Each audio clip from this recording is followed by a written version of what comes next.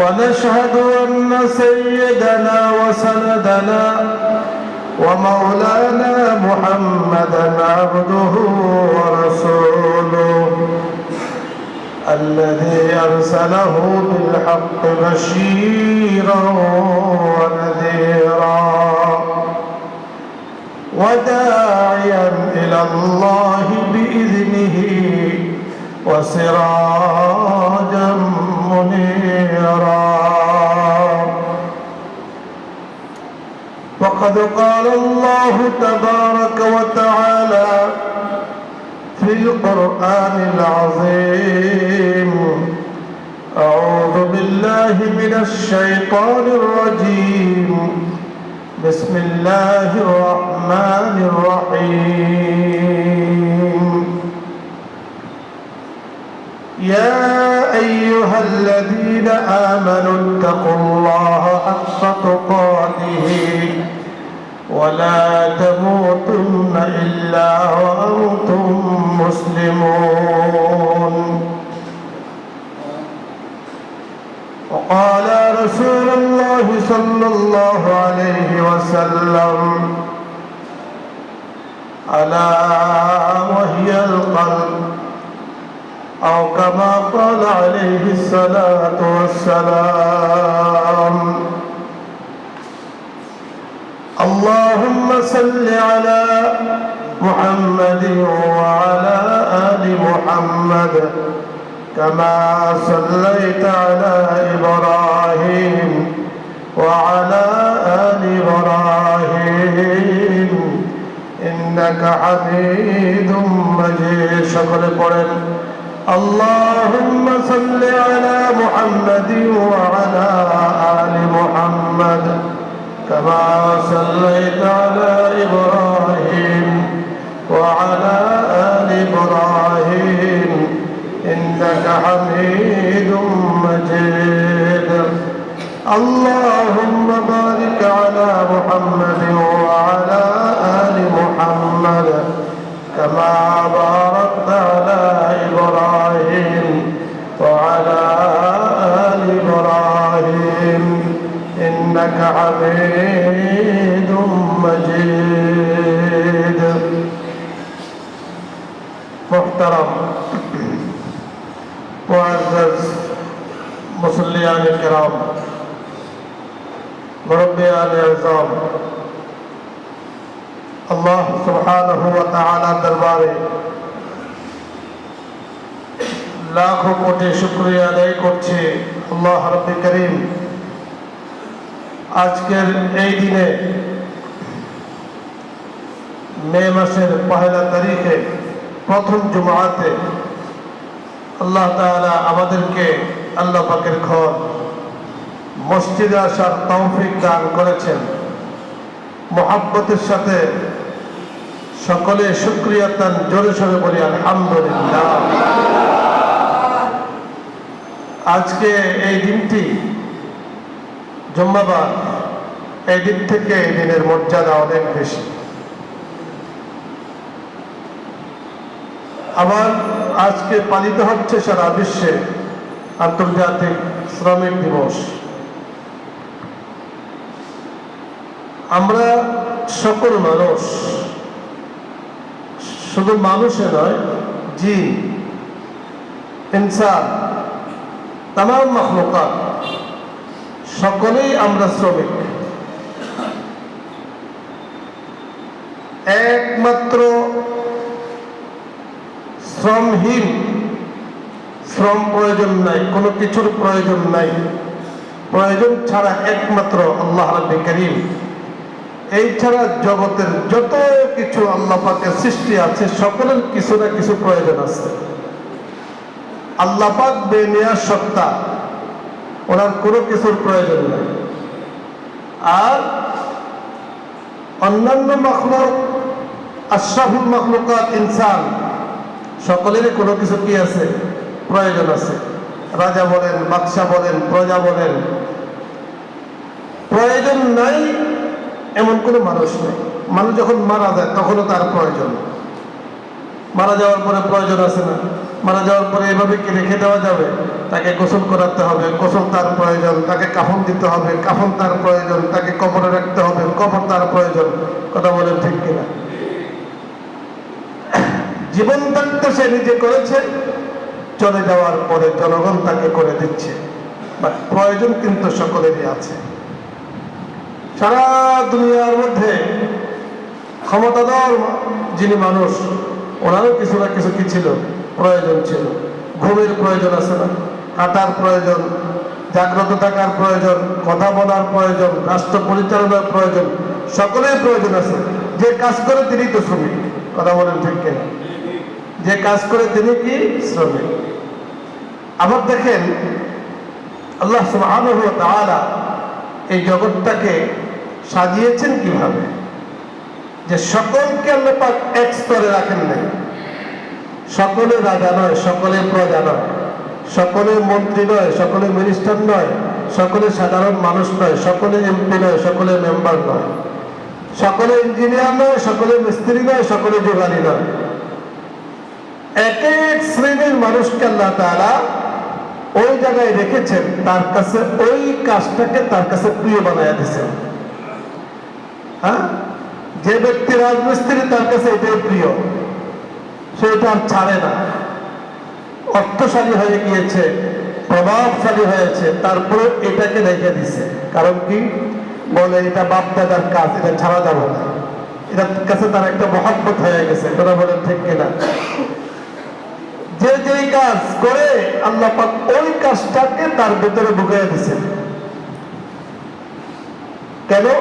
এই জগৎটাকে আল্লাহ পাক এভাবে সাজিয়েছেন। সারা দুনিয়ার যারা ময়লা পরিষ্কার করে, এরা যদি স্ট্রাইক করে, অবরোধ করে যে আমরা ময়লা পরিষ্কার করবো না, বাড়িওয়ালারা নিজেরাই করবে, থাকতে পারবে এক সপ্তাহ বাড়িতে? কথা বলেন ঠিক কিনা? ওরা তো এগুলোকে হাতাহাতি করতেছে, দিচ্ছে। এটাও আল্লাহ পাক তাদের ভেতরে আল্লাহ তাআলা এই কাজের প্রতি তাদের হক দিয়ে দিচ্ছেন, আকর্ষণ দিয়ে দিচ্ছে, তোমরা এটা করো। অন্য কোনো কাজ তার কাছে ভালো লাগে না। আল্লাহ পাক জগৎটাকে এভাবে সাজিয়েছেন। এখন বুঝেন, এরা যে শ্রম দিচ্ছে, পরিশ্রম করছে, একজন শ্রমিক সকাল থেকে সন্ধ্যা পর্যন্ত তার ঘাম জড়িয়ে আপনার আমার সেবা দিচ্ছে। আর আমরা অনেকেই এমন এক গাফেল জাতি যে শ্রমিকের হক যথাযথভাবে আমরা দিচ্ছি না। শ্রমিকের হক যথাযথভাবে না দেওয়া এর থেকে বড় নিকৃষ্ট ব্যক্তি আর কেউ হতে পারে না। শ্রমিকের শ্রম দিয়ে দেওয়া অত্যন্ত জরুরি। রাসূল আকরাম সাল্লাল্লাহু আলাইহি ওয়াসাল্লাম বলেছেন, শ্রমিকের ঘাম শুকানোর আগে, সে কাজ করেছে বিকেলে, তোমার কাছে যাওয়ার আগে তুমি তার শ্রমটা নিয়ে উপস্থিত থাকো। তোমার পিছনে তাকে যেন ঘুরতে না হয়, তুমি তার পেছনে ঘুরো। এটাই হলো মানবতা, এটা হলো ইনসানিয়াত। যাতে কোনোভাবে তার শ্রম, কথা বলেন ঠিক কিনা, কোনোভাবে তার শ্রম যাতে, সে যদি আহ শব্দ বলে, সে যদি বলে যে হ্যাঁ একটা কাজ করলাম, আমার পরিশ্রমটা দিল না। রিক্সাওয়ালা কত কষ্ট করে আপনাকে টেনে নতুন বাজার পর্যন্ত আনে, কিছু কত বখাতে ফলাফল আছে, ওদের কি দেয় না, রিক্সাওয়ালা দেয় না। কথা বলেন, জানো আমি কেনায় অমুক ভাইয়ের সাথে আমার খাতির আছে। কথা বলেন ঠিক কিনা? আছে না নাই? নাকি আমি একা বলতেছি? আপনারা বড় আছে। এগুলো হলো দুষ্ট, দুষ্ট প্রকৃতির। সামাজিক ভাবে এদেরকে প্রতিহত করা, এটা দায়িত্ব আপনাদের। ভাই শ্রম দাও, এর মধ্যে বরকত আছে। দেখবেন নিজের শ্রমের কামায় যদি আপনি কিছু করে থাকেন, একটা বাড়ি করেছেন, একটা ক্ষেত কিনেছেন, একটা জামা কিনেছেন, এর মধ্যে আলাদা একটা মায়া। ফ্রি পাইলে এর মধ্যে কি নাই? সেই টানটা নাই। মুখ পাইলে সেটার মধ্যে কি নাই? সে টান নাই। আছে? আপনি শ্রম দিয়েছেন, সারাদিন খাটাখাটানি করে একটা আলমারি বানিয়েছেন, একটা জামা কিনেছেন, এটার মধ্যে মায়া অন্যরকম। কারণ আমার শ্রমের পয়সা দিয়া কিনা, ঘাম জড়ানো পয়সা দিয়া কিনা। কথা বলেন ঠিক কিনা? আর যদি আপনি গেলে বলে ভাই আসছে 10,000 টাকা দাও, কথা বলেন ঠিক কিনা? একে তো হলো এই উপার্জন হারাম, দ্বিতীয়ত হলো এই টাকার প্রতি মায়া নেই। এই উপার্জন দিয়া আপনি যে সংসার পরিচালনা করেছেন, যতগুলো রক্ত মাংস যত জায়গায় এই হারাম গিয়েছে, তত জায়গার গুণা আপনিও হয়েছেন। কথা বলেন ঠিক কিনা? আছে না? চাঁদাবাজি, দোকানদার থেকে চাঁদাবাজি, রিক্সাওয়ালার থেকে চাঁদাবাজি, অমুক থেকে চাঁদাবাজি। কথা বলেন ঠিক কিনা? তাহলে ভাই এটা তো শ্রমিক, এটা তো তোমার শ্রম না। এমন করে ফাও পয়সা দিয়া সম্পূর্ণরূপে হারাম একটা কাজে আপনি যুক্ত হয়েছে। যেই করছে সে যুক্ত হয়েছে হারামের। যতটুকু যাবে এই টাকা তো সে পকেটে রেখে দিবে না, খরচ করবে, কাউকে দিবে। কথা বলেন ঠিক কিনা? পরিবারকে খাওয়াবে, বাজার করবে, এই করবে সেই করবে। ওরা না জেনে হয়তো বা ওদের গুণার থেকে ওরা বাঁচবে, কিন্তু আপনি যে তাদেরকে হারাম খাওয়াচ্ছেন, প্রত্যেকের গুণা কিন্তু আপনার আমার খারে। সাবধান, এই ধরনের কাজ থেকে নিজেকে দূরে রাখতে হবে। মানুষ সরকারকে বসায় ভোট দিয়ে, বড় আশা করে বসায়। সরকারকে বড় আশা করে ক্ষমতায় বসায় যে সরকার থেকে ইনসাফ পাবো, এই সরকার থেকে আমরা ন্যায় পাবো, সরকার থেকে সেবা পাবো, সরকার থেকে নিরবচ্ছিন্ন খেদমত পাবো। এই জন্যই কিন্তু সরকারকে ক্ষমতা বসায়। চাঁদাবাজি করার জন্য সরকারকে বসায় না। কথা বলেন ঠিক কিনা? যেই সরকার আছে মনে করে যে এখন তো আমার চাকরি আর কিচ্ছু লাগবে না, আমি এই দল করে এটি আমার চাকরি। কথা বলেন ঠিক কিনা? এটা তো শ্রমিকে কষ্ট করে সারাদিন কষ্ট করছে, ব্যবসা করছে, দোকানদারি করছে, মুরগি ব্যবসায় করছে, আর উনি গিয়া বেকারি গিয়া যা করে তা দিয়ে আসে। কথা বলেন ঠিক কিনা? তাহলে একে তো হলো হারাম উপার্জন করেছো তুমি, দ্বিতীয়ত হলো শ্রমিকের এই যে মজলুমের শব্দ আল্লাহ পাকের দরবারে যাবে, তোমার ইহজগৎ পরজগৎ পুরাটাই বরবাদ হয়ে যাবে, সারা বরবাদ হয়ে যাবে, কিছু থাকবে না। মানে টের পাবা না কেমনে বরবাদ হবে, সব নষ্ট হয়ে যাবে। সাবধান, এগুলো থেকে দূরে থাকতে হবে। শ্রমিকের হক মারা যাবে না, ব্যবসায়ীর হক মারা যাবে না, যিনি কর্ম করেছেন তার হক মারা যাবে না, কাউকে কষ্ট দেওয়া যাবে না, জুলুম করা যাবে না। এটা শরীয়তের দৃষ্টিতে হারাম। একটা দেশ সুন্দরভাবে পরিচালিত হয় তখন যেই দেশের মধ্যে ইনসাফ প্রতিষ্ঠা হয়। একটা দেশ আল্লাহ পাকের রহমত দ্বারা ভরপুর থাকে যেই দেশে মানুষ ইনসাফ দ্বারা দেশকে ভরপুর করে দেয়। কথা বলেন ঠিক কিনা? দেশের মধ্যে বৈষম্য থাকে না, বৈষম্যহীন সমাজ করো, আল্লাহ পাকের রহমত তোমার উপরে আসবে। আর বৈষম্য থাকবে, উঁচু নিচু থাকবে, ইসলামের শিক্ষা রাখবে। ইসলামের শিক্ষা হলো আল্লাহ পাকের কাছে ব্যক্তির মান নির্ণয় হয় তাকওয়ার ভিত্তিতে। আল্লাহ পাকের কাছে সম্পদের ভিত্তিতে ব্যক্তির মান কি হয় না, নির্ণয় হয় না। তাকওয়ার ভিত্তিতে আল্লাহ পাকের কাছে কি হয়, ব্যক্তির মান নির্ণয় হয়। যখনই একটা সমাজে অন্যায় অশ্লীলতা ভরে যায়, রাসূল আকরাম সাল্লাল্লাহু আলাইহি ওয়াসাল্লাম বলেন, অপরাধ করে একজনে ভোগ করে 10 জনে, কামাই করে একজনে ভোগ করে যেমন 10 জনে, গুনাহ করে একজনে ভোগ করে কয়জনে, 10 জনে। একজনের অপরাধের কারণে আযাব আসতে থাকে, সকলেই কষ্ট পায়। এই জন্য ভাই আমরা প্রত্যেকেই, আল্লাহ রাসূল সাল্লাল্লাহু আলাইহি সাল্লাম হাদিসে বলেছেন, প্রতিটি মানুষের ভেতরে একটা টুকরা আছে। আলা ইন্না ফিল জাসাদি লা মুযগা, প্রতিটি মানুষের ভেতরে একটা টুকরা আছে। মুযগা মানে টুকরা, গোশতের টুকরা, মাংসের টুকরা আছে। ইজা সালুহাত সালুহাল জাসাদু কুল্লু, যখন ওই টুকরাটা ঠিক হয়ে যাবে তো তার পুরো দেহটা ঠিক হয়ে যাবে। অর্থাৎ টুকরাটা মানে কি, সেটা কি মানে সেটা হলো অন্তর, কলব। আপনার কলবে, আমার আপনার কলবে কি আছে, ন্যায় আছে না অন্যায় আছে? ইন্নান নাফসাল আম্মারাতুন বিসসু, এই নফসটার মধ্যে অন্যায় ভরার কারণে এই নফসটা বাধ্য করে সুদ খাও, নফসটা আপনাকে ধাবিত করে ঘুষের দিকে, নফসটা ধাবিত করে চাঁদাবাজির দিকে, ধাবিত করে মানুষকে অন্যায় দিকে, অশ্লীলতার দিকে, গর্হিত কাজের দিকে। কথা বলেন ঠিক কিনা? পবিত্র হজের মাস চলছে, সুন্দর একটা হজ হাজী সাহেবরা উপহার পান কখন? যে হজের মধ্যে 3 কাজ না থাকবে ওই হজটাকে আল্লাহ পাক কবুল করেন, হজ্জে মাবরুর হিসাবে আল্লাহ তাআলা তাকে দান করেন। সে 3 কাজ কি? আল্লাহ তাআলা বলেন, ফালা রাফাসা ওয়ালা ফুসুকা ওয়ালা জিদালা ফিল হজ। কোন ব্যক্তি হজে গিয়েছে, হজে গিয়ে 3 কাজ থেকে সে দূরে থেকেছে। ইহরামে যখন প্রবেশ করেছে, ইহরাম যখন বেঁধেছে, তখন নিজেকে পুরোপুরি পরকালের মুসাফির বানিয়েছে। এখন সে পরকালের মুসাফির। একজন মানুষ যখন মারা যায় তখনও সে পরকালের মুসাফির হয়ে যায়। কথা বলেন ঠিক কিনা? কোন লাশ কখনো মানুষের সাথে কি করে না, ঝগড়া করে না। লাশে কি ঝগড়া করছে, এই আমাকে উল্টা পাল্টা করো না, আমাকে খাটে উঠাইও না, আমাকে কেন খাটে উঠাচ্ছ, কখনো প্রতিবাদ করে না, আমাকে কেন কবরে একা একা রেখে যাচ্ছ, চলে যাচ্ছ, কখনো লাশ প্রতিবাদ করে না, করে কিনা না করে না। একজন লাশকে যেমনি ভাবে 2 টাকা কাপড় পরিধান করানো হয়, একজন হাজী সাহেবও 2টা কাপড় পরিধান করে। লাশের কাপড় যেমন সাদা, হাজী সাহেবের কাপড়ও সাদা। লাশে যেমন ঝগড়া করে না, হাজী সাহেবও ঝগড়া করতে পারে না। লাশে যেমন ভাবে কাউকে সমালোচনা করতে পারে না, হাজী সাহেব যখন হারাম বেঁধেছেন তার জন্য নিষেধ, সমালোচনা করা যাবে না, গীবত করা যাবে না, মানুষের পরনিন্দায় নিজেকে যুক্ত করা যাবে না।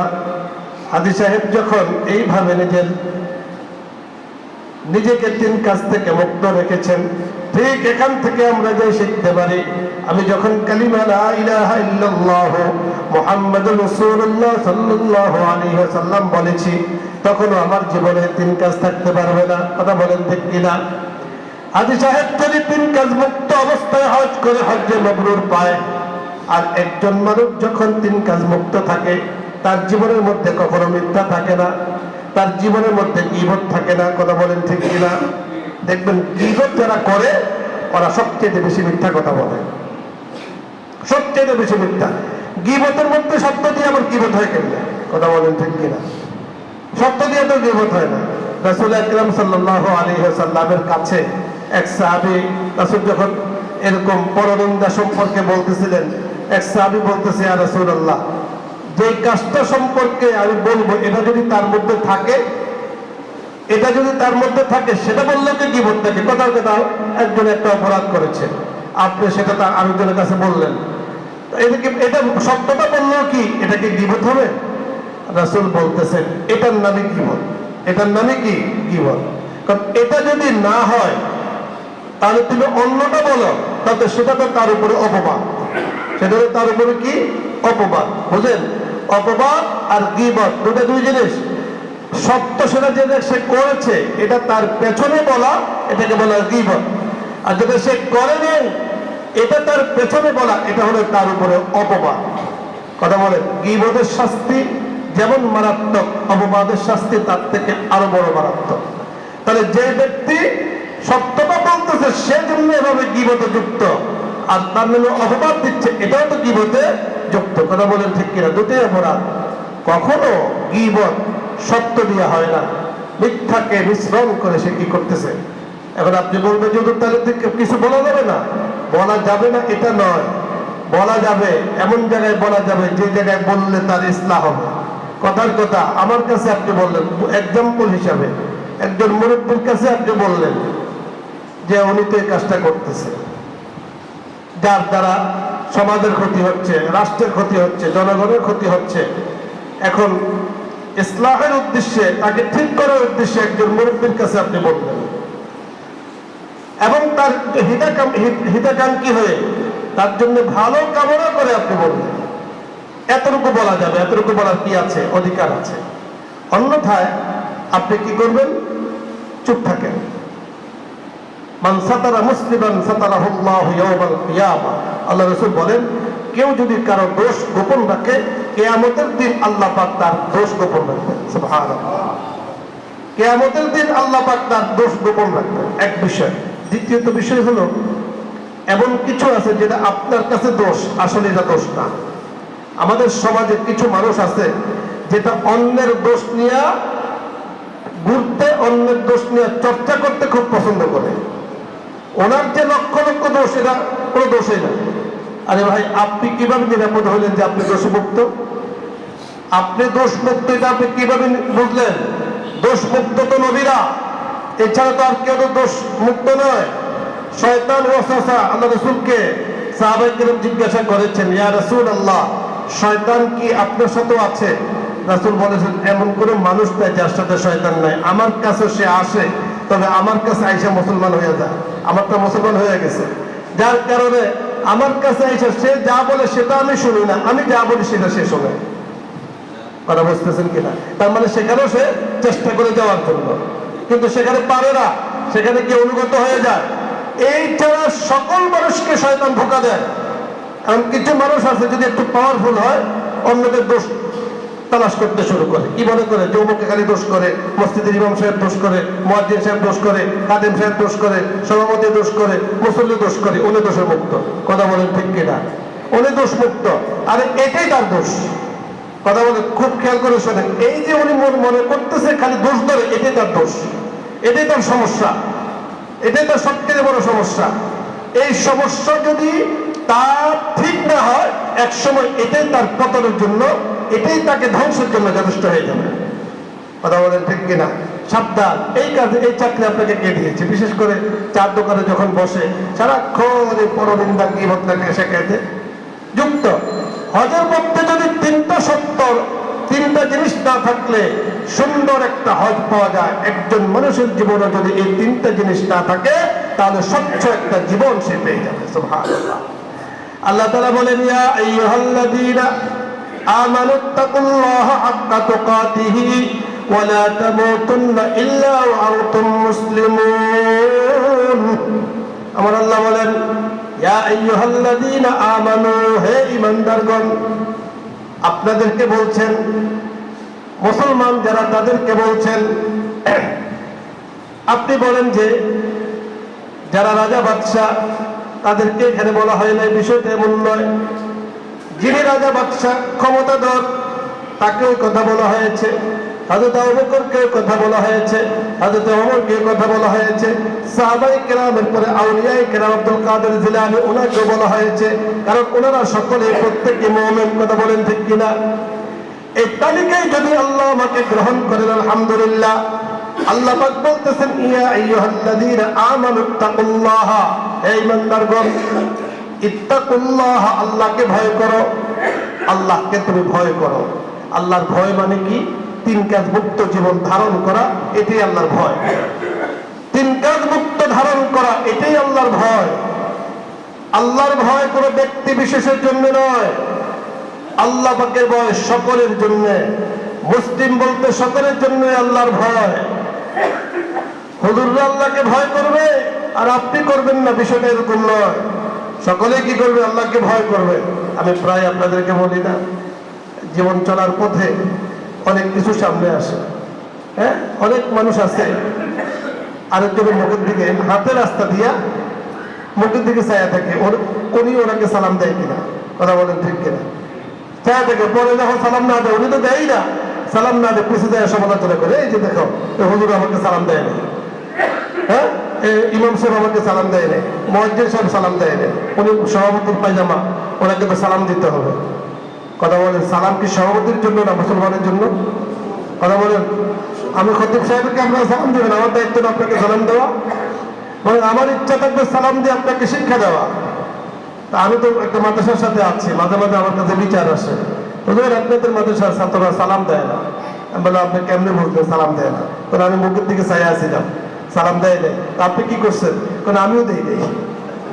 কথা বলেন, তো উনি তো সালাম দেয় নাই, সে বাচ্চা মানুষ, আপনি তো মুরব্বী মানুষ, আপনি কেন দিলেন না? কয়টা তো বুঝি নেই। আমাদের আপনি সালাম দিলে সে শিক্ষা পাইতো যে আরে মুরব্বী মানুষ আমাকে সালাম দিয়েছে। সে যদিও অন্য মানুষকে ছিল, আজীবন আপনাকে দেখা হইলে সে কি করতো? আপনার আগে সে সালাম দিত, যে কারণ উনি সালাম দেয়, এই জন্য ওনাকে আগে সালাম দিতে হবে। কথা বুঝতেছেন? আমাদের মধ্যে এই রোগগুলো আছে, আরেকজনের সালামের অপেক্ষা করে, নিজে সালাম দেয় না। আরেকজন ওনাকে সম্মান করে, এটার অপেক্ষা করে, নিজে সম্মান করে না। আরেকজনকে উনি ধমক দেওয়াকে জায়েজ মনে করে, কিন্তু নিজে ধমক খাওয়াটাকে জায়েজ মনে করে না। কথা বলেন ঠিক কিনা? আরেকজনের উপরে কঠিন আচরণ করে, কর্মচারী শ্রমিকের উপরে সাংঘাতিকভাবে তার মা শুদ্ধ গালিগালাজ করে। শ্রমিক যদি উল্টো আপনাকে দেয়, কথা বলেন, তখন এটাকে তখন জায়েজ মনে করে, তুমি আমাকে শ্রমিক হয়ে আমার দোকানে কর্মচারী হয়ে তোমার কথা বলতে পারো, তুমি বললা কেন? কথা বলেন ঠিক কিনা? প্রত্যেকের তো মুসলমান, আল্লাহ পাক সাজিয়েছেন শ্রমিক তোমার দোকানে কাজ করে তোমার উপকার করছে। ও যদি কাজ না করতো, শ্রমিক যদি না থাকতো, তুমি একটা তোমার করতে হতো, তোমার ব্যবসা করার লাগতো না, দোকান বন্ধ করে বাড়ি থেকে বসে থাকার লাগতো। কথা বলেন ঠিক কিনা? ওরা তো আমাদের উপকার করছে, শ্রম দিয়ে আমাদেরকে উপকার করছে, ওদের সম্মান আছে। ব্যক্তি বিশেষ সকলের সম্মান আছে। শ্রমিকরা যারা অসম্মান করে, এরা একসময় নিজেরাই অসম্মান হয়ে যায়। আল মালু গাদিন ওয়া রাহিন, সম্পদের মালিক আল্লাহ পাক কাকে কখন বানায় আমরা দেখেছি। অনেক মানুষ এক সময় রাস্তায় ঝাড়ু দিত, পরে আল্লাহ পাক অনেক সম্মানিত দিয়েছেন, কথা বলেন ঠিক কিনা? কাউকে অসম্মান করা উচিত নয়। এই জন্য আল্লাহ বলেন আমানুত্তাকুল্লাহা হাক্কা তুকাতিহি, আল্লাহর ভয় হলো এই জায়গাতে যে যেখানে আল্লাহ পাক যে হুকুম করেছেন ওই হুকুমটাকে যথাযথভাবে পালন করা। আল্লাহ পাক পরে ধমক দিয়েছেন, সাবধান, দুনিয়ার জিন্দেগি এক সময় তোমার শেষ হয়ে যাবে। আমরা মনে করি যে মানুষ কোন রকম খাইয়া পয়লা কোন রকম জীবন যাপন করে মরতে পারলেই শেষ, এরপরে আর কোনো হিসাব নিকাশ নাই। এই জন্য অনেকে না বুঝে আত্মহত্যা করে, কথা বলেন ঠিক কিনা? मौत को गाफिल समझा है इख्तिताम जिंदगी, मौत को गाफिल समझा है इख्तिताम जिंदगी, दर हकीकत मौत तेरे इब्तिदाए जिंदगी। কত চমৎকার বলেছেন। একজন উদাসীন, একজন গাফিল ব্যক্তি মনে করে মরে গেলাম সব শেষ। আসলে না, মরে গেলে তো শুরু হইল, বললে তো শুরু হইল তোমার জীবন। মত বাস্তবিক পক্ষে হলো জীবন শুরু হয়।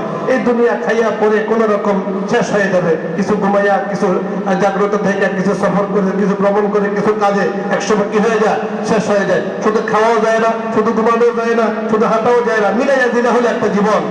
আর ওই জগতে শুধু আরামের জীবন অথবা কষ্টের জীবন, শুরু আছে তো কি নাই, শেষ নাই। এজন্য মরে গেলাম তো সব শেষ, যেমন ইচ্ছা তেমন চললাম, এমন ঠিক নয়। জৈসা করনা ওইসা ভরনা, না মানে তো করকে দেখ, জান্নাত ভি হয় জাহান্নাম ভি হয়, না মানে তো করকে দেখ। যেমন ইচ্ছা তেমন তুমি করছো, তোমার বিশ্বাস হয় না। এত বয়ান করি আমরা, কোরআন সুন্নাহ এত কথা বলে তুমি মানতে পারছো না, জান্নাতের কথা বলে তাও মানো না, জাহান্নামের কথা তাও মানো না। মইরা দেখো তোমার অবস্থা কি হয়। হেমারের বাড়ির লোকে সাপের কি বলে, গর্তে সাপের কামড়ের সাথে 70 গজ নিচে চলে যাবা। আল্লাহ রাব্বুল কারীম আমাদেরকে প্রকৃত মুমিন হওয়ার তৌফিক দান করেন। আল্লাহ তাআলা বলেন ওয়ালা তামুতুন্না ইল্লা ওয়া আনতুম মুসলিমুন। প্রকৃত মুসলমান সেই যার জীবনের মধ্যে মিথ্যা থাকবে না, যার জীবনের মধ্যে বিবশতা থাকবে না, যার জীবনের মধ্যে পরনিন্দা থাকবে না, যার জীবনের মধ্যে অহেতুক ঝগড়া থাকবে না। আল্লাহ রাব্বুল কারীম আমাদেরকে প্রকৃত মুমিন হওয়ার তৌফিক দান করেন। আমিন। ওয়া আখিরু দাওয়ানা আলহামদুলিল্লাহি রাব্বিল আলামিন। এরা সুন্নাত পড়ে নেই, সুন্নাত পড়ে নেই।